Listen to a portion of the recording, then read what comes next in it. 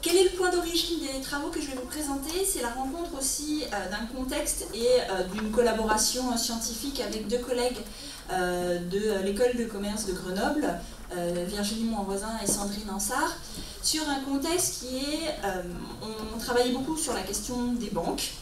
Qu'est-ce qui fait la spécificité des banques? Qu'est-ce qu'elles ont changé? On est dans le contexte de la crise de 2008, pour vous donner le contexte. Et en même temps, de mon côté, un travail de longue haleine et un enjeu de formation sur la question de l'économie sociale de manière générale. Et donc, parler de l'économie sociale en France et des coopératives, et parler du monde bancaire, tout de suite on a les banques coopératives et on se dit mais qu'est-ce qu'elles font là? Est-ce qu'elles sont toujours les mêmes ou pas? Et est-ce qu'on peut encore les mettre dans l'économie sociale? À chaque fois que je commence une formation ou une conférence, quand je parle souvent des questions financières, on dit « Oui, mais le crédit agricole, c'est plus de l'économie sociale. Oui, mais même si c'est une coopérative, ça veut rien dire. » Donc c'était un peu le point de départ de nos recherches, de dire qu'est-ce qu'on peut dire encore aujourd'hui sur ces organisations dans un contexte particulier. Avec cet exemple, on a commencé par les banques, qui sont un secteur d'activité qui est très réglementé, qui est un secteur d'activité qui est très concurrentiel et qui aussi, dans l'imaginaire de chacun, dès qu'on pose des questions de finance, on est forcément un capitaliste. Donc je trouvais que c'était assez intéressant d'aller à partir de cet exemple concret.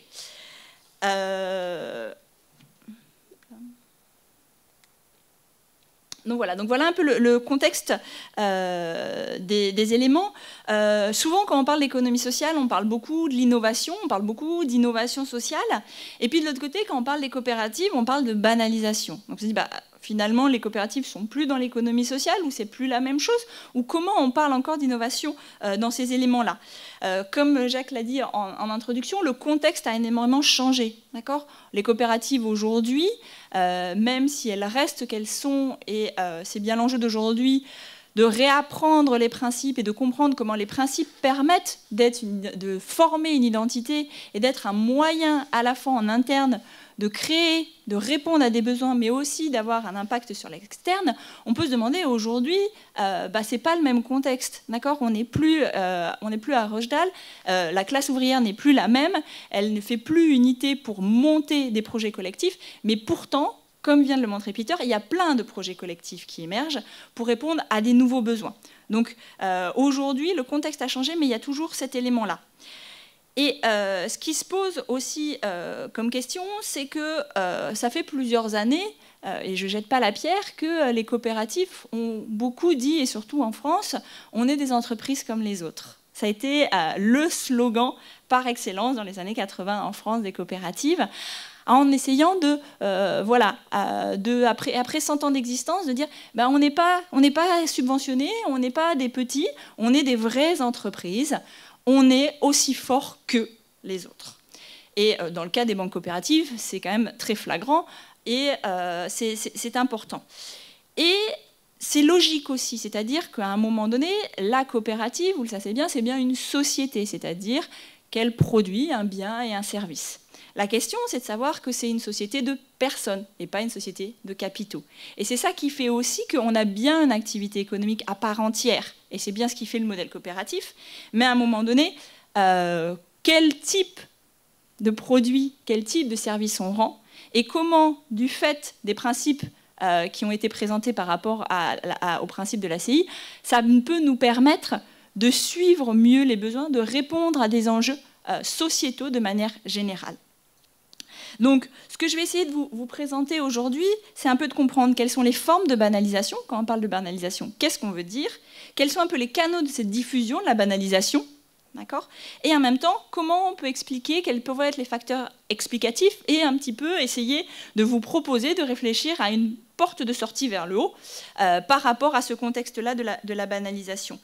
Et je reviendrai, et moi je le formulerai autrement, est-ce que la banalisation, finalement, c'est une fatalité? Est-ce qu'il n'y a pas d'autres moyens de s'exprimer aujourd'hui, tout en étant bien sûr sur ses deux pieds qu'on est une société, qu'on est une entreprise?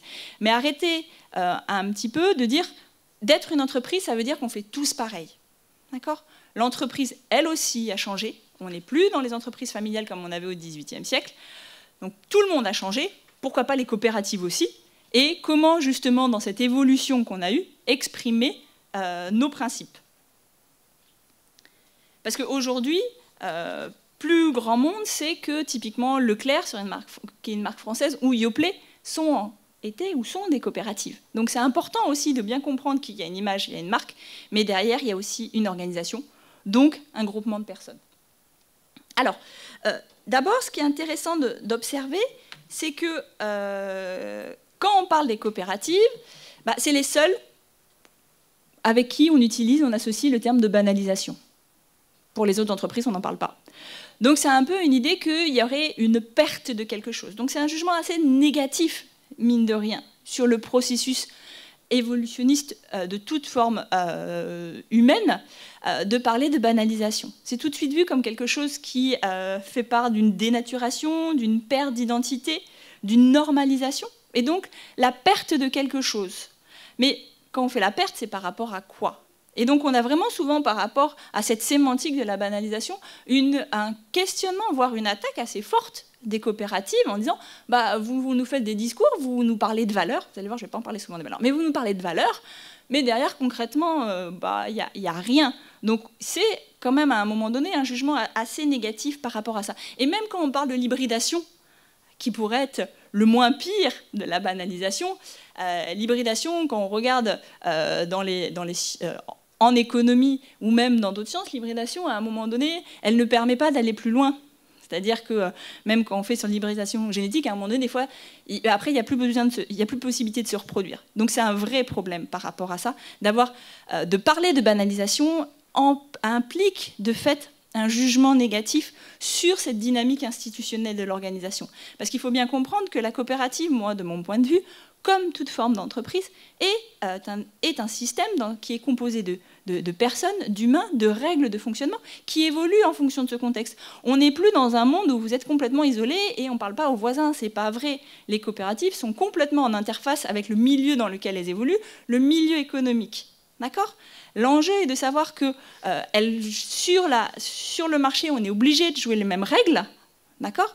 Mais qu'on ne va peut-être pas arriver au même produit de la même manière. Et que c'est bien dans la manière dont on fait ensemble, dans la manière dont on fait des produits, la manière dont on prend les décisions, la manière dont on prend en compte les besoins, qu'il peut y avoir un espace d'expression de sa réalité.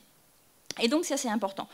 Alors, la banalisation, aujourd'hui, elle prend beaucoup de formes. On la voit autant au niveau microéconomique, mésoéconomique que macroéconomique.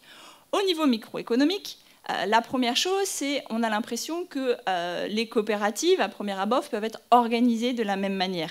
Quand vous allez voir, je vais vous donner l'exemple des banques coopératives, parce que c'est un exemple que je connais vraiment en détail. Quand vous regardez des organigrammes, quand vous regardez le fonctionnement de l'organisation et des ressources humaines dans une banque coopérative, des fois, on ne voit pas la différence avec une banque lucrative. Et un aussi des vecteurs qui a mis en place cette banalisation, c'est aussi que dans les ressources humaines, aujourd'hui, on a un recrutement qui se fait énormément sur les compétences et l'accompagnement, la formation à la coopérative se fait de moins en moins.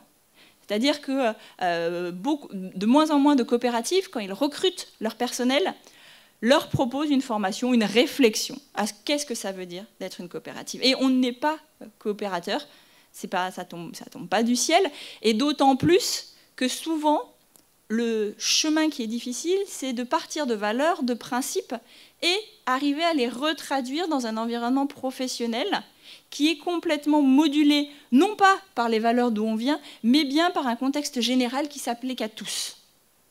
Et c'est ça aussi qui en fait la difficulté. Comment on peut, dans un espace normé, quand on dit on veut faire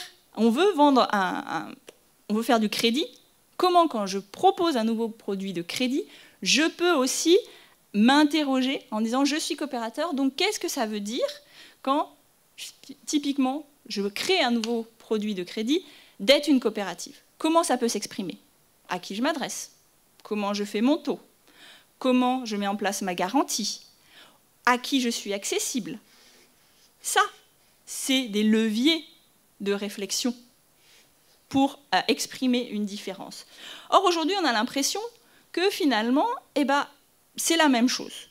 On est d'abord typiquement les banques coopératives, on est d'abord un banquier, vous allez les voir, ils sont en costume cravache, donc on a le costume, d'accord, de notre profession, et c'est très bien, c'est normal qu'on a le costume de notre profession, et on a envie de dire, par rapport à ça, comment on garde le même costume, mais en même temps, on lui permet à l'intérieur d'être un coopérateur. Et ça, c'est compliqué, et c'est un enjeu important sur la banalisation. L'autre forme de banalisation, vous l'avez expliqué, dans les principes coopératifs, un des premiers principes qu'on apprend, c'est une personne, une voix. D'accord, combien d'entre vous sont allés dans une assemblée générale avec un nombre important d'absence de coopérateurs et de se dire, bah oui, un homme, une voix, mais faudrait-il que ces hommes et ces femmes viennent dans ces instances de discussion, se saisissent de ces instances de discussion. Et ce principe, un homme, une voix, il paraît anodin, c'est le principe démocratique qu'on connaît tous, sauf qu'au XVIIIe siècle, cette question d'un homme, une voix, c'est un renversement idéologique assez fort par rapport au fait qu'avant, c'est le capital qui donnait le pouvoir. Donc là, on abolit le capital, on abolit la dotation et d'où chacun part, pour dire, aujourd'hui, dans cet espace d'une assemblée générale, d'une coopérative, on est tous égaux. D'accord ? Donc, en termes de portée, c'est important. Aujourd'hui, une assemblée générale, excusez-moi, mais c'est un moment convivial. On veut tous que ce soit un moment convivial, mais ce n'est pas forcément un moment de décision. D'accord ? Donc, si ça ne devient pas un moment de décision, comment finalement, ce n'est pas toujours les mêmes qui décident, c'est leur principe. Donc oui, la participation, un homme, une voix, c'est un élément fondateur, mais à un moment donné, c'est des espaces qui sont oubliés des usagers, et à partir de là, s'il n'y a pas cet échange avec les usagers, eh ben on prend des décisions de manière objective, ou sur des logiques sectorielles, ou comme on fait les autres. Et donc, on n'a plus ces petites voix qui nous disent « bah oui, mais pourquoi vous êtes une coopérative? Mais pourquoi on a fait ça? Et pourquoi on a décidé ça ?» Et donc, à partir de là, eh ben, ces garde-fous, ils ne peuvent pas être des contre-pouvoirs par rapport à la banalisation. Et finalement, le fait de ne plus avoir personne dans nos assemblées générales fait qu'on voit moins des coopérateurs, on voit moins des sociétaires, on voit moins des membres, mais on voit beaucoup plus de clients. Et donc, à partir de là, on va avoir une approche beaucoup plus en termes de clients, beaucoup plus en termes de marché, et donc en termes de produits. Et de plus en plus, ça va être comment le marché se construit qui va guider aussi les choix qui se sont faits.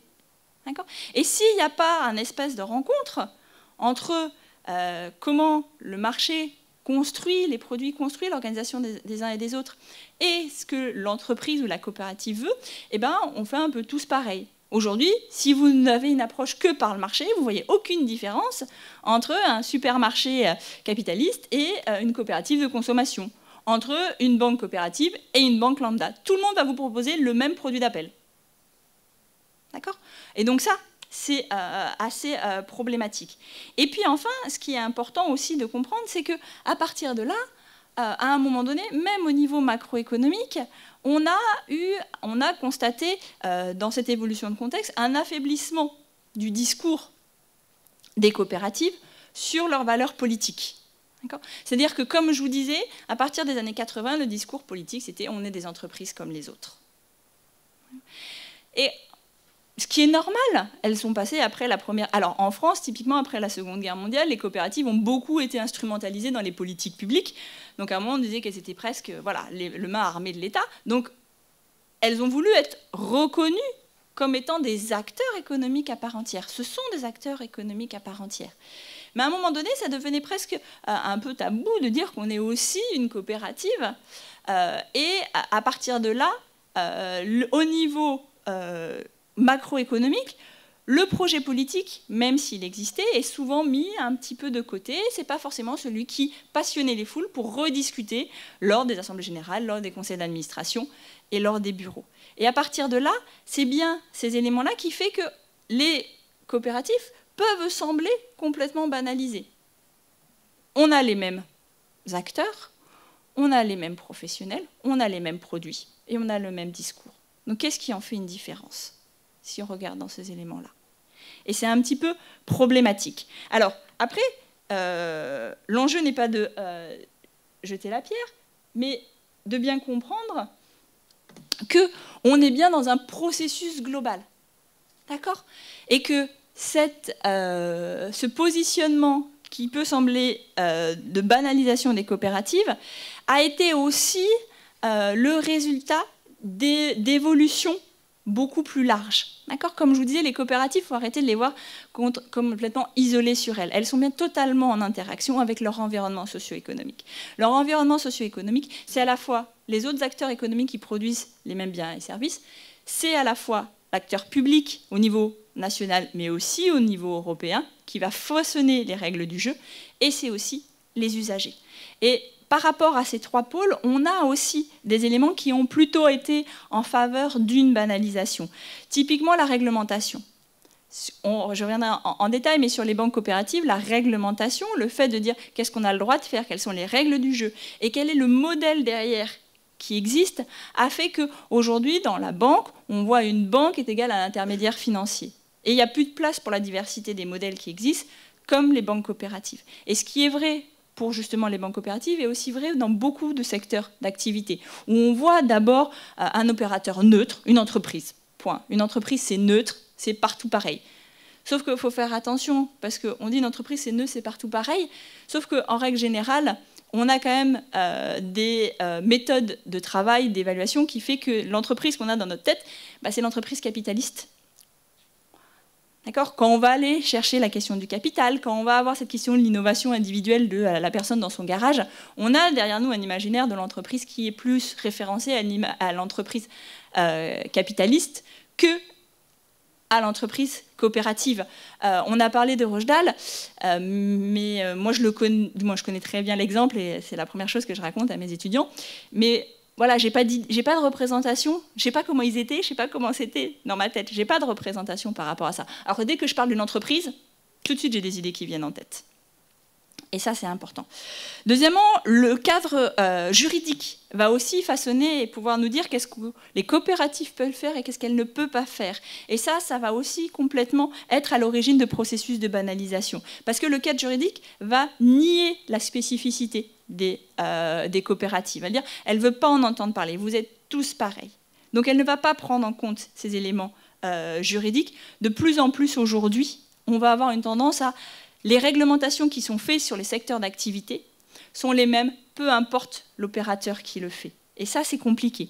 Même si pourtant, alors c'est très fort en France, les coopératives ont une loi spécifique, qui est la loi de 1947, qui est un vrai arsenal juridique qui dit qu'est-ce qu'elles ont le droit de faire et ce qu'elles sont obligées de faire, typiquement sur les réserves impartageables. Mais en même temps, elles sont aussi à des nœuds institutionnelles où elles rencontrent des juridictions qui sont différentes, qui sont liées à leur activité. Et ça peut être compliqué. Toute la question de la fiscalité et du financement va être aussi un processus de banalisation. Ouvrir son capital et accepter d'avoir des partenaires financiers qui ne soient pas des associés et s'interroger, alors finalement, si c'est des partenaires financiers qui ne sont pas coopérateurs, ils viennent pour nous, donc il va falloir les rémunérer eux d'une certaine manière alors qu'on ne rémunère pas nos membres. Alors comment on fait?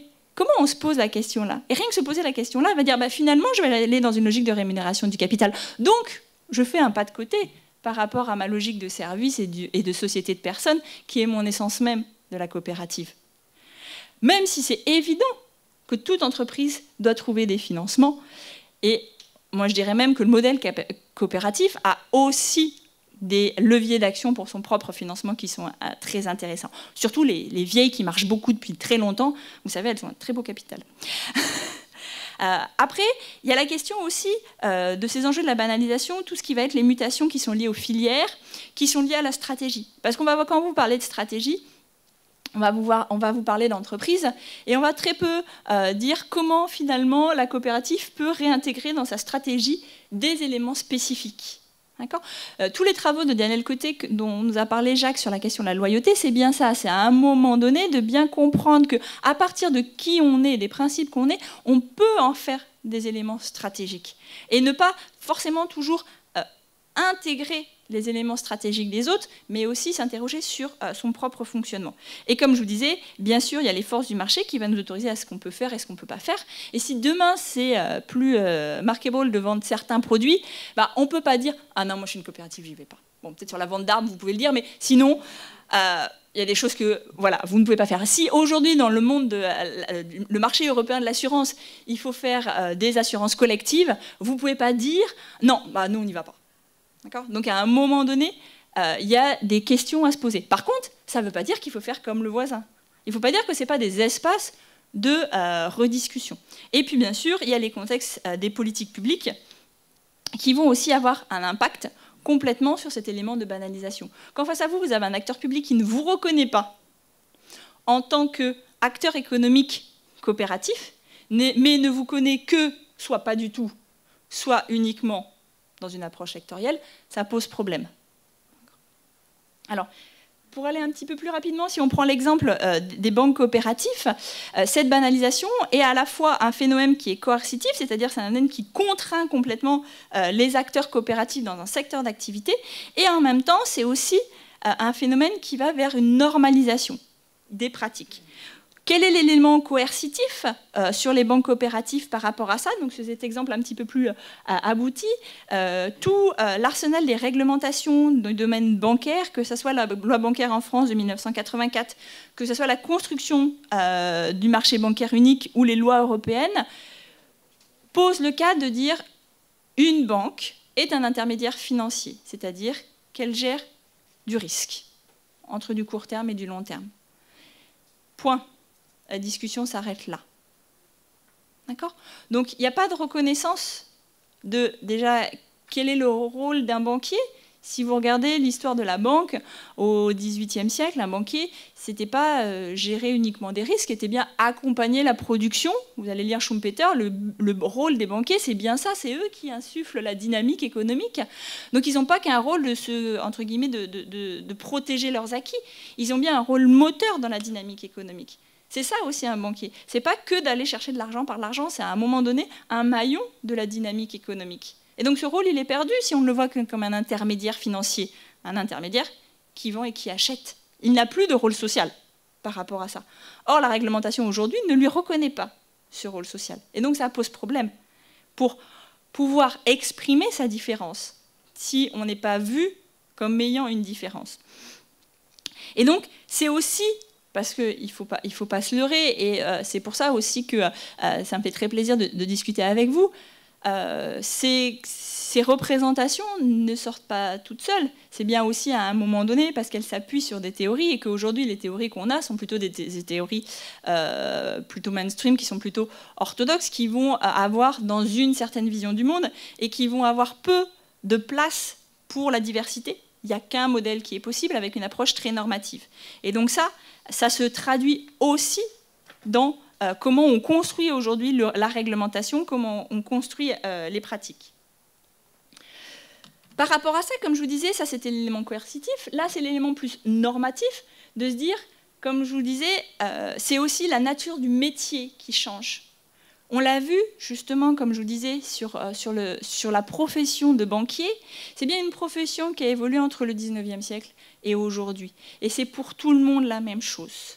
La question, c'est de dire, voilà, comment aujourd'hui, dans ce métier, il y a encore de la place pour exprimer une caractéristique coopérative. Dans les banques coopératives, elles ont bien sûr suivi cet élément d'intermédiation financière, elles ont été contraintes, elles ont aussi de plus en plus proposé différents outils financiers. Alors, elles ont été un petit peu moins touchées, mais elles ont fait aussi de la titrisation, hein, comme les autres. Alors la chose, c'est qu'elles l'ont fait hors des coopératives.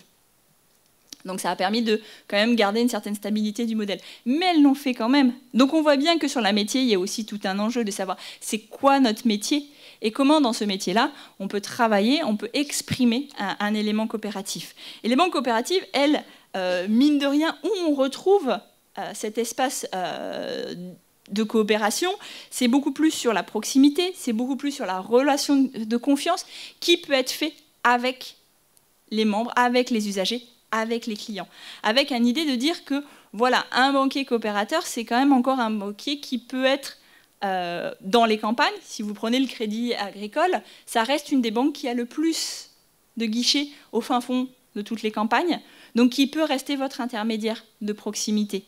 Et ça reste quelque chose d'important. Parce qu'il y a tout un enjeu derrière qui est la question de l'accessibilité, qu'elle soit géographique et économique. Et c'est bien là où le modèle coopératif est intéressant, c'est-à-dire qu'il ne va pas chercher son activité pour faire du profit, mais c'est bien pour rendre un service. Et ce service, ça peut être rien que l'accessibilité du service à des personnes. Une accessibilité géographique, d'être présent sur tout le territoire, et une accessibilité aussi économique, en réfléchissant sur, justement, le prix des produits ou les manières de solidarité qu'on peut mettre en place pour mettre ces produits. Comme je vous disais, ce qui est étonnant aussi quand on parle de banalisation, c'est qu'on en parle presque que pour les coopératives, avec cet élément un peu négatif. Par contre, quand c'est les entreprises, non, c'est pas négatif. Elles sont innovantes, elles sont leaders, elles ont su s'adapter, elles ont su mettre en place une stratégie et elles ont su survivre. D'accord ? Donc, vous allez lire des manuels, mine de rien, de stratégie d'une entreprise, vous l'avez tous vu, et ben, quand il y a innovation, celui qui fait l'innovation à la rente, donc on l'a chez Schumpeter, et les autres, eh ben, ils suivent pour ne pas perdre, parce que s'ils ne suivent pas, ils sont morts. D'accord ? Non, pour les coopératives, on ne parle pas comme ça. Ça ne paraît pas normal qu'une coopérative, comme une autre entreprise, soit en capacité à s'adapter à un nouvel environnement et soit en capacité à répondre à des nouveaux besoins. Et ben, pourquoi ? C'est un petit peu simple, c'est qu'on regarde souvent la banalisation des coopératives que d'un seul point de vue. C'est-à-dire qu'on compare souvent la coopérative avec les entreprises d'aujourd'hui. Donc on compare une banque coopérative comme Crédit Agricole par rapport à BNP Paribas, où on va comparer des coopératives aujourd'hui, maintenant. Sauf que ce n'est pas si simple que ça. Quand on parle des coopératives, souvent on les compare par rapport à leurs principes et leurs valeurs. Donc on dit « Ah, mais vous vous rappelez à Rochdale, il fallait faire la ristourne. Est-ce que ça a encore du sens aujourd'hui de faire la ristourne ? Qu'est-ce que ça veut dire aujourd'hui dans le contexte actuel de penser à la ristourne ? Penser à la ristourne, c'est quoi ? C'est montrer que la coopérative, c'est un outil économique au service de l'usage des membres. Et donc elle doit répondre au service des membres et de l'ensemble de ses parties prenantes et de la communauté. Donc est-ce que ce n'est pas le moyen de la ristourne qu'il faut le faire ? Ou est-ce qu'on peut avoir d'autres éléments de le faire ? D'accord ? Donc souvent, quand on parle de banalisation, on les compare à l'idéal de Rochdale. C'est un petit peu dommage, c'est une vision un petit peu passéiste. Il ne faut pas aller par rapport à ça. Il faut bien comprendre que les entreprises sont des systèmes vivants et qu'elles ont un environnement dans lequel il faut qu'elles évoluent. Et puis en même temps, c'est bizarre. On ne pose jamais cette même question avec les autres entreprises. Le capitalisme a évolué entre le capitalisme artisanal qu'on avait au XVIIIe siècle, le managérial qu'on avait, les grandes entreprises dans les années 30, et aujourd'hui, le capitalisme actionnarial. On ne dit pas qu'il s'est banalisé. D'accord ? Donc à un moment donné, ce qui est important de comprendre aussi dans cette banalisation, c'est quoi votre point de repère ? Et par rapport à quoi vous voulez être comparé ? Est-ce qu'on est comparé par rapport à son idéal ? Ou est-ce qu'on peut comprendre et expliquer qu'on a une trajectoire institutionnelle qui a évolué et qui montre la force d'être une entreprise qui est en capacité à répondre à son environnement ? Et en même temps, quand on compare avec les autres entreprises, qu'est-ce qui fait nos différences ? Mais aussi dire... aussi, les autres aussi ont évolué. Donc c'est aussi un processus naturel de se mettre en place. Après, et donc ça c'est aussi un premier... Ce qui est intéressant, et c'était ça le point de vue, de dire il faut changer de point de repère quand on parle de la banalisation. On ne peut pas en parler que uniquement par rapport à l'entreprise commerciale, parce qu'à un moment, ça veut dire forcément que la banalisation, on doit aller vers ce qu'ils font. Est-ce que c'est ça l'enjeu ? Je pense qu'il faut le prendre à bras-le-corps. Je pense qu'il faut parler de banalisation. Moi, ça ne me pose aucun souci de parler de ça. La question, c'est est-ce que la banalisation, ça veut dire que forcément, c'est inévitable en disant qu'il faut aller vers la norme, et quelle est la norme ? Non. Je pense que la banalisation, c'est un moment de faire, c'est une étape, pour discuter de ce processus institutionnel qui est lié à toutes les entreprises, de dire où on est et comment on est en cohérence avec d'où on vient, qu'est-ce qu'on continue, et on a le droit aussi d'évoluer, le contexte a évolué. Le salariat, typiquement, en 1800 ou au 19e siècle, n'était pas une réalité. Aujourd'hui, on est dans une société où il y a beaucoup plus de salariat, donc l'enjeu n'était pas du tout le même. Mais il y a des valeurs qui restent importantes et qui doivent être discutées. Donc parler de banalisation, c'est aussi discuter à la fois un processus et un état. Où on est aujourd'hui en termes d'état, et dans le processus qu'on a fait par rapport au XVIIIe siècle, et surtout celui qu'on va inventer pour le XXIe et le XXIIe, où on va, dans quel enjeu on va. Et un petit peu, donc voilà. Deuxième élément qui est assez paradoxal, c'est souvent on parle de banalisation des coopératives quand finalement elles font de l'innovation. C'est-à-dire que quand les coopératives créent des nouveaux produits ou ont des nouvelles pratiques innovantes, et que les autres entreprises les reprennent, on dit qu'elles se sont banalisées. On ne remet pas en avant ce côté dynamique. En exemple, en France, ce sont les coopératives d'entrepreneurs comme sont Leclerc ou Intermarché qui ont été les premiers à faire ce qu'on appelle des drives. Donc le fait de pouvoir aller chercher ces courses comme directement. Donc ça permet, mine de rien, d'avoir plusieurs endroits d'achalandage répartis sur le territoire, et donc d'être toujours sur la question de la proximité géographique, mais aussi de permettre de dire on est moins cher, ou on propose finalement de développer nos produits pour tous. Pareil, la question de la vente en ligne, ça ne se fait pas partout, et si vous êtes les premiers à le faire, on va vite oublier quand tout le monde l'aura fait. Donc c'est ça qui est dommage. En même temps, c'est pareil, on parle de banalisation aussi quand les coopératives réutilisent les innovations technologiques qu'ont fait les autres concurrents, alors que c'est un processus normal d'adaptation. Et ça, c'est un petit peu dommage. Un autre exemple, justement, en reprenant ce que disait Peter, Tapas, par exemple, si j'ai bien compris, nous en France, on parle beaucoup d'autopartage par rapport à ces éléments-là. C'est un modèle spécifique qui est en opposition complètement à ce que font les loueurs de voitures ou Bolloré, qui sont des entreprises capitalistiques, ou même les Uber, qui sont plus dans les pratiques beaucoup plus individualistes. Mais quand tout le monde en aura fait, on aura oublié que ça vient des coopératives et on ne se posera plus la question par rapport à ça. Alors, est-ce que c'est de la banalisation? Je ne pense pas. Autre élément, c'est que on dit que les coopératives se sont banalisées parce qu'elles ont perdu complètement ce qu'on appelle l'innovation sociale. Donc au-delà de la technique, mais c'est aussi l'innovation par rapport à la réponse aux nouveaux besoins. Mais néanmoins, avec les exemples qu'on a eus tout à l'heure, on a des éléments d'exemples d'innovation sociale. On a par exemple le Levenpaktage, excusez-moi,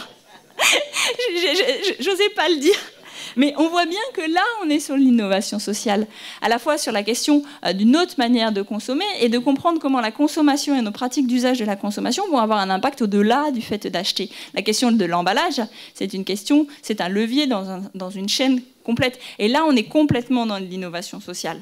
Quand les autres l'auront fait, on l'aura oublié. Alors que pourtant, c'est bien dans ces espaces-là que les coopératives peuvent retrouver leur identité et peuvent refaire de l'innovation sociale. C'est aussi tout avoir une approche en termes de métier, de savoir être sur du conseil et faire un conseil dans lequel le but du jeu du conseil n'est pas de vendre pour faire du profit, mais bien de répondre aux usages. Et c'est ça qui est aussi important. Et par rapport à ça, c'est important de comprendre que le modèle coopératif a des moyens aussi dans son lien avec la communauté, dans son lien avec l'ensemble des parties prenantes, et de par son modèle, de pouvoir retrouver des espaces de nouveauté et d'innovation sociale. Après, comme je vous disais, la coopérative, c'est une entreprise. Alors, est-ce que c'est une entreprise politique ? Je le mets en point d'interrogation parce qu'il y a toujours un enjeu sur la question de politique. Alors moi, j'ai un institut d'études politiques, donc le but du jeu, c'est de former nos futurs énarques et nos futurs dirigeants. Donc c'est toujours à double sens de parler de politique. Mais en même temps, je suis économiste. Donc en référence, j'ai quand même l'économie politique du XVIIIe siècle, où à un moment donné, on construisait l'économie au service d'une certaine éthique, et ça avait aussi un but, c'est-à-dire que c'était bien une activité économique, mais pas uniquement de manière purement mathématique, mais bien pour servir la communauté, pour être dans le sens éthique. Donc, à un moment donné, se poser la question si les coopératives sont encore des entreprises politiques. Et donc, finalement, quand elle dit qu'elles sont banalisées, c'est qu'on a enlevé le politique, n'a pas le sens à ce politique-là. Ça pose de comprendre que les coopératives, c'est aussi, comme je disais, des sociétés de personnes, donc c'est d'abord un projet. Et donc, ça peut paraître, je le sais bien, ça peut paraître un peu rébarbatif ou un petit peu désuet de dire il faut s'interroger sur le projet. Mais déjà, est-ce qu'on le connaît tous, ce projet-là, et comment il a évolué, et qu'est-ce qu'on en fait, et de comprendre que c'est par rapport à ça qu'on est aussi en mesure à comprendre les besoins des membres et les besoins de la communauté, et c'est là qu'on va aussi pouvoir retrouver des espaces d'innovation, de nouvelles normes et de nouvelles règles. Je prends un exemple simple, encore sur les banques coopératives, c'est sur la question des fonds communs de partage et tout ce qui est la finance solidaire. Dans les années 80, le Crédit Coopératif a créé avec des associations un fonds commun de partage. Donc c'est les épargnants qui pouvaient placer leur épargne dans ce fonds-là, et les épargnants acceptaient de partager une partie des revenus de leur capital avec des associations. On est en 1983, le Crédit Coop est le seul à le faire. Aujourd'hui, 2015, vous allez voir n'importe quelle banque ou assureur, et vous avez un produit de partage. Sauf que faire un produit de partage, d'accord, c'est un produit qui se vend et qui répond à une demande. Mais à un moment donné derrière, c'est rediscuter, c'est quoi le risque, comment on partage le risque et quelle est la représentation de chacun du risque, et à quoi ça sert les revenus du capital. Comment on peut partager aussi ces revenus-là qui ont été créés collectivement par des entreprises qui associent du capital et du travail, mais aussi qui peuvent servir tout un chacun. Et donc derrière là, c'est des questions importantes. Et donc c'est une nouvelle règle de dire « Ah bah finalement, on décide que la nouvelle règle, c'est qu'on peut partager les revenus. » Quand ils ont monté ça, on a dit « Mais vous êtes fous, ça ne marchera jamais. » Aujourd'hui, tout le monde en propose. Alors, ils font le même pari aujourd'hui en proposant une taxation sur c'est un peu comme la taxe Tobin, mais pas sur l'ensemble des marchés financiers, uniquement sur les opérations de change. Personne n'y va. On en rediscutera dans 10 ans, dans 20 ans. Comment finalement, à partir de là, on a aussi des questionnements nouveaux, des nouvelles pratiques qui se mettent en place. Et par rapport au modèle historique de la coopérative, l'enjeu, c'est pas de dire on va changer le monde et on va faire, en reprenant le terme de Charles Gilles, on va faire la république coopérative. Non, on n'en est pas là. C'est pas ça mon discours. Mon discours, c'est bien dire la coopérative fait partie d'un écosystème qui est le système économique et qu'elle a ses spécificités, qu'elle peut insuffler des éléments autour d'elle. Mais que c'est bien en questionnant qui elle est et comment elle fonctionne qu'elle peut être aussi en capacité à retrouver de l'espace d'innovation et d'identité. Et à partir de là, pour conclure, l'enjeu c'est que la banalisation, comme je vous disais, c'est une vision un petit peu négative du processus institutionnel des coopératives. Or, toutes les organisations ont un processus institutionnel. Et c'est bien que les coopératives évoluent. Heureusement, vous n'êtes pas morts. Donc ça, c'est intéressant à questionner. Après, il faut comprendre dans quelle mesure il faut aussi comprendre comment c'est par qui on est en interne, parce que les principes qu'on a vus de l'ACI sont bien sur des règles en interne, qu'on peut aussi avoir un impact sur le reste et qu'on peut en faire un facteur de résilience. La crise de 2008 a montré que les coopératives avaient été des facteurs de résilience, à la fois dans le fait en étant moins touchées concrètement par la crise et en étant, dans certains cas, en capacité à rebondir et même à sauver les autres. C'est pas anodin. Et la question, ce n'est pas voir les coopératives uniquement comme des pompiers au bon moment, puis après leur dire on ne veut plus vous écouter, mais bien faire comprendre la diversité qu'il y a dans le monde économique et que c'est aussi dans ces échanges-là que c'est quelque chose de pertinent.